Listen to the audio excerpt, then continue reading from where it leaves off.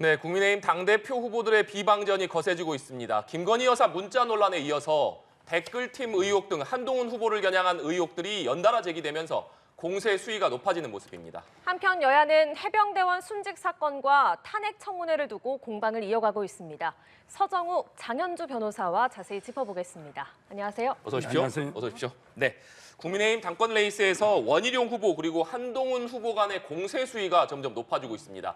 원희룡 후보가 한동훈 후보의 사천 의혹 그리고 사설 여론조성팀 김경률 금감원장 추천 의혹 중에서 하나라도 사실이면 사퇴하겠느냐 이렇게 요구를 했고, 한동훈 후보는 노상방뇨를 하듯이 오물을 뿌리고 도망가는 거짓 마타도어 정치다 이렇게 반박을 했는데 하나씩 짚어보겠습니다. 먼저 장해찬 전 국민의힘 최고위원이 한동훈 후보가 법무부 시절부터 사설 여론조성팀을 운영했다라고 주장한 데 이어서 해당 여론팀의 성격이 정치인 한동훈의 대선 프로젝트 팀이었다 이렇게 주장을 했습니다. 그리고 만약 한동훈 캠프에서 부인을 하거나 법적 문제가 될 경우에 휴대폰 공개 같은 증거도 내놓겠다 이렇게 밝혔는데, 한동훈 후보는 흑색 선전에는 하나하나 대응하지 않겠다 이렇게 일축을 한 상황입니다. 이 부분 어떻게 보십니까? 오늘은 이제 그 장해찬 후보가요. 네. 얼마 전에 그 4가지 글을 페이스북에 공개를 했습니다. 거기 보면 이제 2023년 5월 16일자 요거는 이제 그 참여연대 관련 자료를 공유하면서요. 네. 장관님께도 보고함 이러면서 그 참여연대 조지는데 이용해달라. 장관께도 공유함 이렇게 글을 쓴 걸 공개했고요. 그다음에 6월 2일자도 이제 그 한동훈 장관의 그 유튜브 쇼츠 이걸 공유하면서 이제 그 활약상을 보고 중 이렇게 글을 썼고요. 그 외에도 이제 7월 29일, 11월 6일 4가지 그 구체적인 물증을 네. 장해찬 최고가 이제 그 제시한 거예요. 이제는 이제 그 한동훈 캠프에서 이제 그 대답할 차례죠. 뭐 장해찬 정도가 상대 안 해. 이게 좀 이해가 안 되잖아요. 왜 그러냐면 이게 다른 데는 조그만 거만 해도 10배, 100배 막 공개하면서 맞받아치잖아요. 그런데 장해찬 최고가 엄청난 걸 어떻게 보면 이게 범죄에도 해당되는 걸 계속 폭로하고 있잖아요. 이거는 이게 왜 무대응할까요? 이제는 이게 무대응해서는 안 된다. 장해찬 최고가 폭로한 걸 이제는 이제 팩트로서 반박을 하든지 이제는 진실을 가려봐야 된다. 이렇게 저는 봅니다. 네. 원희룡 후보가 이 3가지 의혹 중 하나라도 네. 사실이면 사퇴하겠느냐 이렇게 요구를 하기도 했는데 어떻게 보고 계십니까?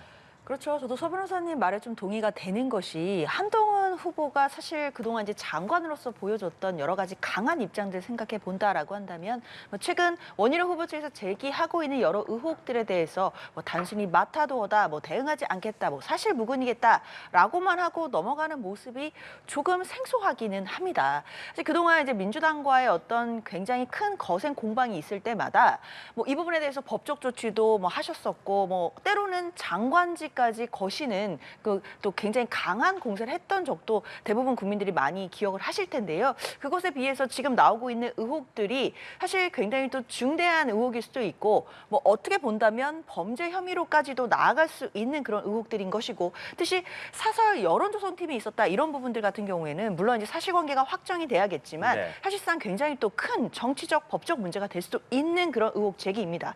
그럼에도 이런 의혹 제기에 대해서 사실 무근이다라는 말로만 넘어가기에는 그동안 한동훈 후보가 보여줬던 어떤 장관으로서 있었던 그 당시의 태도를 비루어 본다라고 한다면, 좀 당원들 보시기에도 국민들 보시기에도 조금 한동훈 장관답지 않은 대처 아니겠느냐라는 뒷말이 나올 수밖에 없다라고 생각이 들거든요.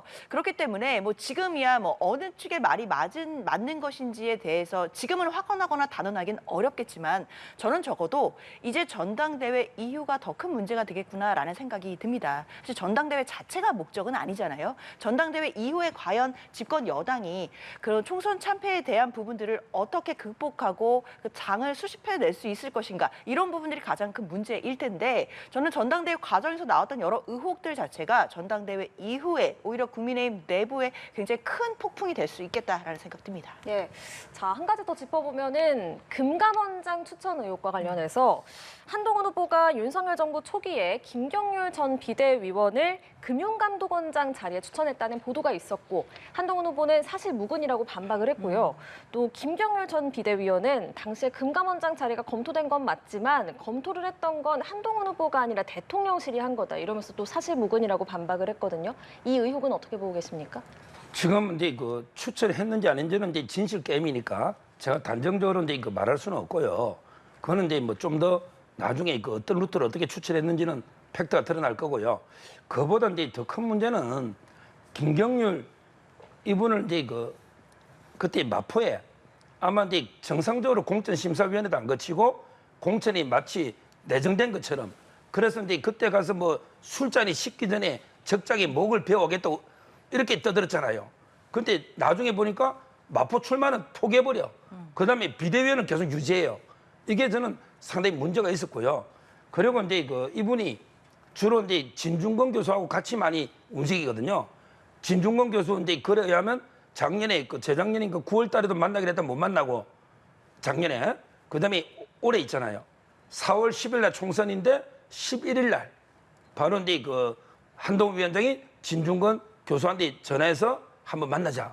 이러고 나서 이제 13일 날 이래가지고 이제 두 명이 만나서 식사를 했는데 한 위원장은 이제 출마 의지가 확고해가지고 본인들이 출마 안 하기를 바랬는데 출마 의지가 확고해서 자기들은 이제 어쩔 수 없이 방송에서 출마하는 걸로 이야기했다. 이렇게 글을 올려놨잖아요. 진중권 교수가. 저는 4월 11일은 이게 선거 다음 날입니다. 선거에 진짜 처참한 패배로 우리 보수 국민들이 마음 아파할 때 제일 먼저 사퇴한다고 나가고 그때 제일 먼저 그 다음 날 전화한 게 진중권 그다음에 김경률이다. 그리고 이제 만나서 내가 부족했다. 왜 진중권한테 사과하죠? 진중권 교수가 국민의힘을 찍었을까요? 저는 안 찍었다 봅니다. 이분 정의당 당원입니다. 그러다 보니까 이게 보수층에서는 너무 이게 진중권, 김경률 이쪽에 한동훈 위원장이 휘두르고 영향받는 게 아닌가 이런 게 비판이 있거든요. 그게 본질이라고 저는 봅니다. 네, 금감원장 추천 의혹에 대해서는 어떻게 생각하고 계세요? 사실 저는 이 부분은 다소 좀 치졸한 색깔론 또는 뭐 색깔론 뒤집어 씌우기 이런 공격이 아닌가라는 생각이 좀 듭니다. 그렇기 때문에 한동훈 후보가 이야기하고 있는 이건 불필요한 색깔 씌우기다라는 말에 조금 공감하는 편인데요. 그러니까 뭐 원희룡 후보 측에서 제기하고 있는 뭐 사천 의혹이라든지 또는 뭐 사설 여론 조성팀이라든지 이런 의혹에 대해서는 후보 검증의 차원에서 어느 정도 한동훈 후보도 또 성의 있는 해명이 필요해 보인다라는 부분은 공감이 되는데요. 다만 김경률 회계사와 뭐 그 김경률 회계사를 금감원장으로 뭐 추천했다든지 이런 의혹과 관련해서는 사실 저는 좀 색깔론 관련된 부분들이 있다라고 생각이 듭니다. 아시다시피 김경률 회계사가 뭐 이른바 좌파 진영에 계시던 분인데 뭐 그러다가 또 이제 보수 진영으로 가셨다라는 평가를 받는 분이시다 보니까 아무래도 국민의힘 내부에서는 한동훈 후보 또한 전통적인 보수로서의 정체성에 맞느냐 이런 또 논의들이 나오는 것 같고 저는 이런 부분들은 한동훈 후보에 대한 좀 마타도어성 성격이 있다라고 보이거든요. 사실 그렇기 때문에 집권 여당의 전당대회에서 나올 이야기들은 좀 아니다라는 아쉬움이 좀 들고 이제라도 좀 집권 여당의 전당대회라면 국민들께 과연 국민의힘이 어떻게 새로 태어날지 총선 참패에 대한 민심을 어떻게 받아들일 것인지 이런 부분에 대해서 좀 더 이야기가 더 건설적으로 나와야 되는 것 아닌가 아쉬운 지점입니다. 네, 원희룡 후보 그리고 한동훈 후보 어제 부산에서 열린 두 번째 합동 연설회에서도 설전을 벌였는데 원 후보가 총선 당시 비대위원장이었던 한동훈 후보를 향해서 김건희 여사의 사과 의향 문자를 무시했다. 총선 고의 패배 의혹을 제기를 했습니다. 이 부분에 대해서 어떻게 보시는지 궁금하고 또 나경원 후보는 지금 원희룡 후보, 한동훈 후보 모두를 비판하고 있고 윤상현 후보는 당이 공개적으로 총선 패인을 분석하지 않은 것이 본질이다, 논란의 본질이다 이렇게 얘기를 하면서 빨리 총선 백스 발간해야 된다 요구하고 있거든요. 이 부분은 어떻게 보십니까? 지금 이제 원희룡 후보가 이제 좀 전략의 왔다 갔다 좀 하는 것 같아요. 좀 전략적인 일관성이 중요한데 어떨 때 토론할 때 보면 이제 네거티브 안 한다고 TV조선 했다가 또 이게 갑자기 네거티브로 갔다가 좀 이게 전략의 일관성이 좀 필요하다 이렇게 저는 보고요. 그다음에 고의 패배야 이거야 했겠습니까? 패배하면 이게 가장 타격한 게 윤석열 대통령이고 네. 그다음이 한동훈 위원장이죠. 고의로 졌다고는 저는 이런 건 너무 나갔다 이렇게 보이고 다만 이제 한 위원장이 여기에 대해서 다중 인격 구태 정치 이렇게 너무 강하게 비판하는 것도 어차피 이게 끝나고 나면 원팀이잖아요. 네. 옛날에 링컨 대통령 있잖아요. 이분이 상대 후보가 엄청나게 비난했거든요. 당신은 이중 얼굴이 두 개라고. 그랬더니 링컨이 뭐랬냐? 여러분, 내가 이게 얼굴이 두 개면 이렇게 못생긴 얼굴로 여러분 앞에 섰겠습니까? 잘생긴 얼굴로 서지. 이러니까 이게 막 환호와 박수가 터졌다는 거예요. 이런 말, 원희룡 후보가 말이 안 되게 좀 비판하면 이걸 이게 유머로 좀 받아치면서 이렇게 좀 포용하는 이런 게 모습을 보여주는 게 1위 후보의 모습이잖아요. 이걸 다중 인격이라고 이게 극구 비난하는 거 이게 좀 옳은지 의문이고, 그다음 마지막으로 이게 나경원 후보는 요즘 이게 약간 그 당원들 사이에 좀 호평이 많이 나와요. 조금 이게 제대로 토론도 이게 나경원 후보가 좀 잘했다 이런 게 평가도 있고요. 양쪽 다 이게 너무 진흙탕 싸움하다 네. 보니까 좀 이게 당원들 표가 좀 약간 이게 호평이 많이 나오고 있는 것 같습니다. 이런 게 좀 필요한 거죠. 네, 장윤주 변호사님. 사실 저는 김건희 여사의 문자와 관련된 여러 가지 논란들이 결국 본질로 들어가 본다라고 한다면 총선 참패의 책임이 누구에게 있느냐라는 그 책임을 떠밀기가 아닌가라는 생각이 듭니다. 사실 아무래도 이제 그 한동훈 후보 입장에서는 물론 본인도 총선 참패의 책임이 없다고 할 수는 없겠지만 본인만의 책임이 아니다라는 부분을 지금 강조하고 있는 것 같거든요. 그러니까 김건희 여사가 당시에 사과를 하지 못한 것이 용산의 책임이 더 큰 것이지 한동훈 당시 비대위원장이 그 문자에 대해서 상의를 하지 않았기 때문에 사과를 하지 않은 것은 아니다라는 취지의 얘기로 들리긴 합니다. 그러나 그렇다고 하더라도 한동훈 당시 비대위원장이 정치력이 좀 부족해서 판단 미스가 있었던 것은 아니겠느냐라는 지적에서는 자유로울 수는 없다라는 생각은 들고요. 그렇다 하더라도 많은 국민들 그리고 국민의힘 당원들이 보시기에 총선 참패의 모든 원인이 한동훈 당시 비대위원장에게만 있었다라고 보시는 분들은 별로 없을 거라는 생각이 듭니다. 당연히 용산도 그리고 대통령에게도 총선 참패의 책임이 있는 것인데 지금 저는 집권 여당의 전당대회에서 아직까지도 총선 참패에 대한 어떤 그런 책임에 대해서조차도 정리를 하지 못하고 서로 간의 책임을 떠미는 모습을 저는 국민들이 어떻게 보실까? 이 부분을 국민의힘 내부에 계신 분들은 정말 좀 반성을 해야 되지 않을까라는 아쉬움이 듭니다. 네, 진중권 교수가 이 문자 논란과 관련해서 어제 올린 SNS 글을 반박하는 입장이 나왔습니다. 자, 먼저 진중권 교수의 글을 좀 다시 짚어보면 총선 직후 통화 당시에 김건희 여사가 사과 의향이 있었지만 주변의 만류로 사과하지 못했다고 한다. 즉 한동훈 후보가 문자를 무시해서 사과가 무산됐다는 친윤 측 주장과 다르다는 게 진 교수의 글이었는데요. 이에 김성회 전 대통령실 종교다문화 비서관이 김 여사가 사과 의사가 있었다는 거 아니냐. 김 여사가 사과 의사가 없었다는 한동훈 후보의 말이 거짓임을 반증을 한 거다. 만약에 한 후보가 문자를 무시하지 않고 비대위에서 논의를 했으면 주변 만류를 뿌리치고 사과할 수도 있었다. 이렇게 말을 했습니다. 김 전 비서관의 주장은 어떻게 보십니까? 아마 이제 그 두 분 다 진중권 교수도요. 일단 이제 그 녹취록을 공개한 건 아니잖아요. 자기가 이제 주관적으로 57분 통한 내용을 자기 마음대로 이렇게 밝히면 우리가 검증할 길이 있습니까? 그거 아무 의미가 없는 주장이죠. 우리가 진중권 교수 말이 안 맞는지 녹취록을 보고 객관적으로 판단해야 되기 때문에 아무 의미 없는 저는 주장이다. 이런 생각이 들고요. 그 역으로 똑같은 말이죠. 김성회 이분도 직접 들은 건 아니기 때문에 두 분 다 뭐 이게 근거가 있는 건 아니다. 이런 생각은 드는데 다만 이제 그 진중권 교수가 이런 걸 이게 공개하는 거 이게 신뢰 맞습니까? 예를 들어 이제 대통령이나 영부인이 뭐 이게 상의할 것도 있고 또 옛날에 조국 사태 때 도와준 것도 있고 하니까 아마 이제 한동훈 위원장과 진중권 교수 친하니까 어떻게든 화해시켜 보려고 통할 수도 있죠. 저는 이게 통할 수 있다 봅니다.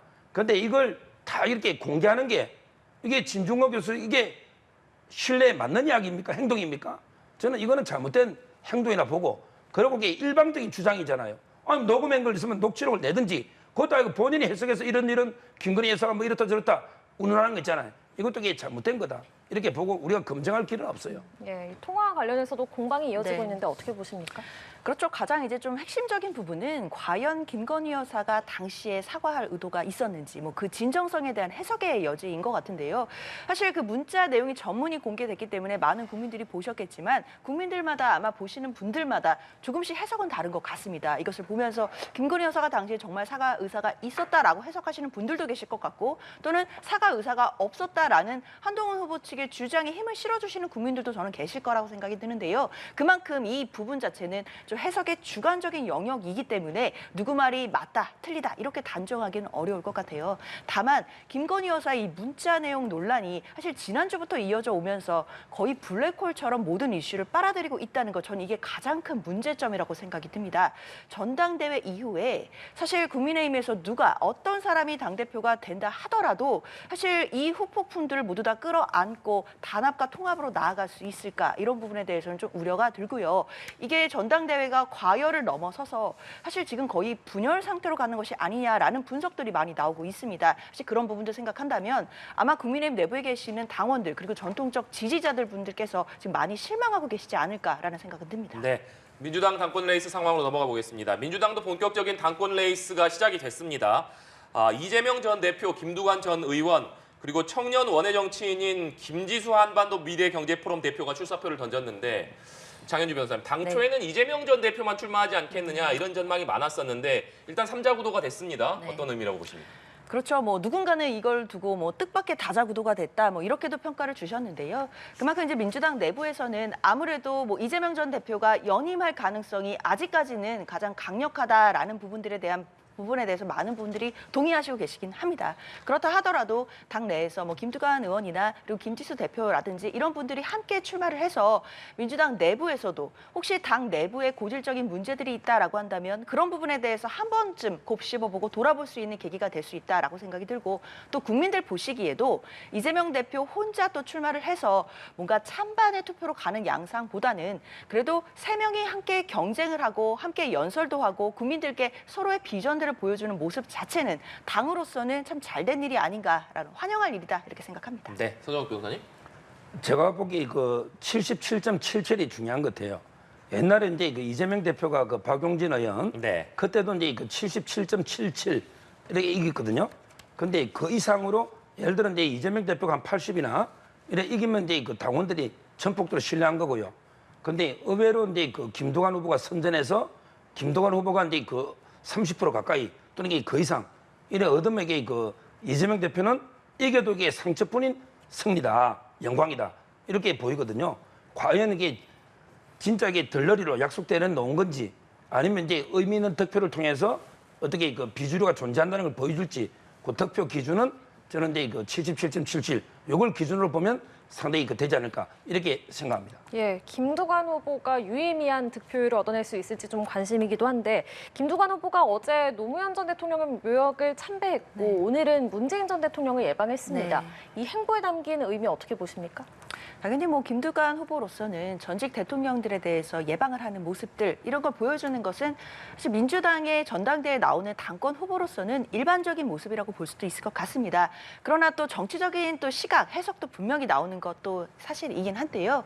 일단 이재명 대표가 가장 강력한 당권 주자이기 때문에 이른바 이제 친명계의 반대편에 계시는 뭐 이른바 뭐 친문계일 수도 있고 또는 나아가서는 이제 비명계에 계시는 분들과의 어떤 그런 구심점 역할을 본인이 하겠다라는 의도도 어느 정도는 깔려 있을 것으로 보입니다. 다만 지금 당 내가 이재명 대표를 중심으로 해서 또 총선도 승리를 한 것이고 그 이후에도 이재명 대표의 리더십이 상당히 지금 공고하게 그리고 강하게 자리를 잡고 있는 상황이기 때문에요. 과연 이 구심점으로서의 역할이 어느 정도까지 결과로 이어질 수 있을지 이 부분에 대해서는 좀 예측하기는 어렵다라는 이야기들이 많이 나오기는 합니다. 그렇지만 뭐 서 변호사님 말씀 주신 것처럼 뭐 김두관 후보도 김지수 후보도 이재명 대표를 상대로 해서 어느 정도 의미 있는 결과를 이끌어내느냐에 따라서 아마 앞으로의 정치 행보에도 또 영향을 미치지 않을까라는 예상이 듭니다. 예, 서정욱 변호사님. 저는 이번에 그 노무현 묘역 참배에 의미가 있는 게요. 김두관 후보인데 별명이 리틀 노무현입니다. 리틀 노무현. 따라서 이제 그 아마 친노, 친문까지 한번 결집해 보자 이런 데 의도가 있고요. 그런데 중요한 변수가 하나 생긴 게 바로 이제 그 곽상은 변호사입니다. 곽상은 변호사는 이제 그 의원은 노무현 대통령의 그 사이. 네. 근데 이번에 검사 탄핵에서 박상용 검사 탄핵 법사위 넘기는 거 있잖아요. 요걸 이렇게 기권했거든요. 기권표를 던졌다고. 그랬더니 막 개딸들이나 물어 뜯어가지고 원내 부대표를 아마 사직했죠. 사퇴. 저는 이런 게 과연 친노, 친문 표심에 상당히 영향을 좀 주지 않을까. 너무 이게 당이 이재명 일당으로 간다. 지금 이게 어떻게 이 정도 기권표를 가지고 그렇게 공개해서 사표까지 내게 만들었냐. 이런 데 여론 형성될 수 있기 때문에 상당히 그 흐름을 좀 지켜봐야 된다고 봅니다. 네. 그리고 얼마 전에 경북경찰청에서 해병대원 순직 관련 수사 결과를 발표를 했는데 오늘 국회 행안위에서 이 사건을 수사한 경찰 관계자들을 불러서 업무 보고를 받고 있습니다. 임성근 전 해병대 1사단장에게 무혐의 처분을 내린 것이 최대 쟁점인데 야권에서는 임 전 사단장 불송치를 권고한 경찰 수사심의위원회 명단을 공개해라 이렇게 요구를 하고 있고 여당은 경찰을 향해서 근거 없는 모욕을 하고 있다 이렇게 반박을 했는데 오늘 행안위 상황은 좀 어떻게 보십니까? 제가 알기로는 이 국정감사든 국정조사든 수사나 재판에 관여하는 건 이게 안 된다고 법에 8조에 돼 있잖아요. 아니 지금 이게 수사 중인 거 아닙니까? 경찰이 송치하고 그럼 이게 검찰이 또 하고 아직 수사 중에 있는 거죠. 네. 끝난 것도 아니잖아요. 이런 경우에 수사 관계자를 불러가지고 국회에서 윽박 지르고 이게 뭐 이러면요 급박하면 이거는 이게 국회 월권 아닌가 싶습니다. 왜 수사에 지금 개입하는 거 아닙니까? 그리고 수사심의위원회라는 게 배신자처럼 민간인입니다. 일반인에게 명단을 공개 뭐 하려고요? 뭐 공개해서 협박하려고요? 왜 공개하라 그럽니까? 이게 비공개고 일반 국민이에요, 국민. 국회의원보다 더 높은 국민, 주권자 국민이단 말이에요. 수사심의위원회 위원이 이걸 이렇게 근거도 없이 명단을 공개하라고 요구하고 있잖아요. 이런 식으로 이렇게 국회가 월권해서는 안 된다. 왜 수사에 도중에 관여하고 법에 근거도 없는 명단을 공개해라. 뭐 이런 게 요구는 전 잘못됐다. 이렇게 봅니다. 네, 장윤주 변호사님. 글쎄요, 저 행안위 차원에서 국회법에 근거해서 당연히 국민적인 관심사가 되고 있는 사안에 대해서 업무 보고 들을 수 있다라고 저는 생각이 들고요. 그렇기 때문에 경찰이 최근에 내린 결론에 대해서도 보고를 청취할 수 있는 과정 분명히 존재한다라고 생각이 듭니다.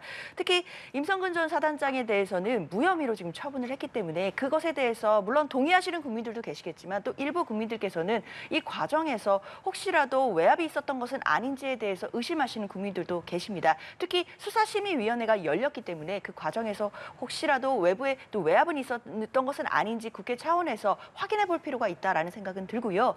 그렇기 때문에 수사심의위원회는 수사의 공정성을 위한 것인데 공정성을 위한 것이라면 당연히 그 투명성과 그리고 객관성이 담보가 돼야 될 것입니다. 그렇기 때문에 명단을 공개하라라는 요구가 국회 차원에서 저는 나올 수 있다라고 생각이 들고 이 부분에 대해서도 경찰이 자신들이 갖고 있는 권한과 법적 근거에 따라 그런 조치를 하면 되지 않을까라는 생각 듭니다. 네, 이 내용도 짚어보겠습니다. 민주당 등 야당이 윤석열 대통령 탄핵 청원 청문회를 열기로 했죠. 이에 대해서 국민의힘 황우여 비대위원장이 대선 불복이자 명백한 위헌이라면서 권한쟁의 심판 대상이라고 했습니다. 민주당은 국회법상 절차상 문제가 없다고 했는데 위헌이라는 여당과도 문제 없다는 야당, 이 공방은 어떻게 보십니까? 지금 이게 그 탄핵 청문회를 하려면 이게 뭐 탄핵의 사유가 그럴듯하게 일단 뭐 그게 논리적으로 이게 뭔가 법률 어디에 어기다 이런 게 있어야 되잖아요. 구체성이. 그런데 일본이 후쿠시마 방류를 뭐 이게 방조했다. 이게 우리가 할 수 있는 것도 아니고요. 지금 다 이게 횟집에 다니고 있잖아요. 이게 헌법 몇 조를 어긴 건지 이게 없잖아요. 그다음에 확성기 틀어서 북한하고 긴장을 고조했다. 이게 헌법 몇 조에 탄핵 사유입니까? 헌법 법률에. 또는 주가 조작 이거는 이게 사귀기도 전에 결혼도 하기 전에 여사의 영적 영역 아니면 사적 영역 윤석열 대통령 결혼도 하기 전에 이게 이런 것도 탄핵 사유 됩니까? 그 대변이 탄핵 사유 안 되듯이 이것도 이게 탄핵 사유 안 되는 거 아닙니까?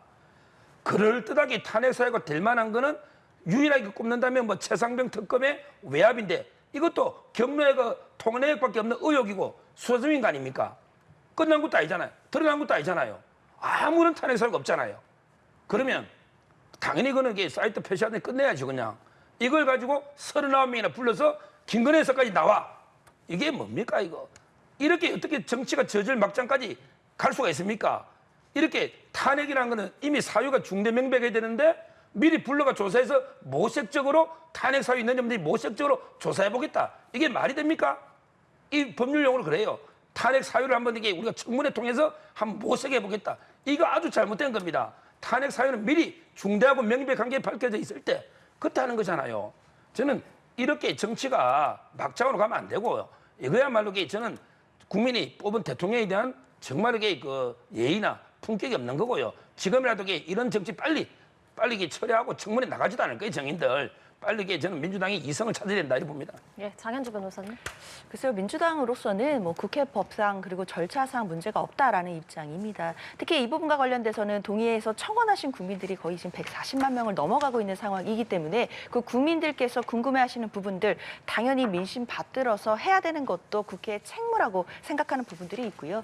사실 그리고 총선이 결과에 따라서 그 민심의 명령에 따라서 대통령실과 집권 여당이 국정 기조를 제대로 바꾸지 않았다는 못하는 것, 이 부분도 저는 이런 모든 사안들을 자초한 원인이 되기도 한다라고 생각이 듭니다. 총선 참패의 원인에 대해서 진지하게 고민해보고 국민들이 원하시는 방향대로 국정 기조가 전환이 되었다라고 한다면 이렇게 많은 국민들이 탄핵 청원에 대해서 동의하시는 일은 없었을 거라고 생각이 듭니다. 그 숫자가 가지는 무거움에 대해서도 고민해봐야 될 것 같다 생각합니다. 네, 알겠습니다. 지금까지 서정욱, 장현주 변호사와 이야기 나눴습니다. 고맙습니다. 감사합니다.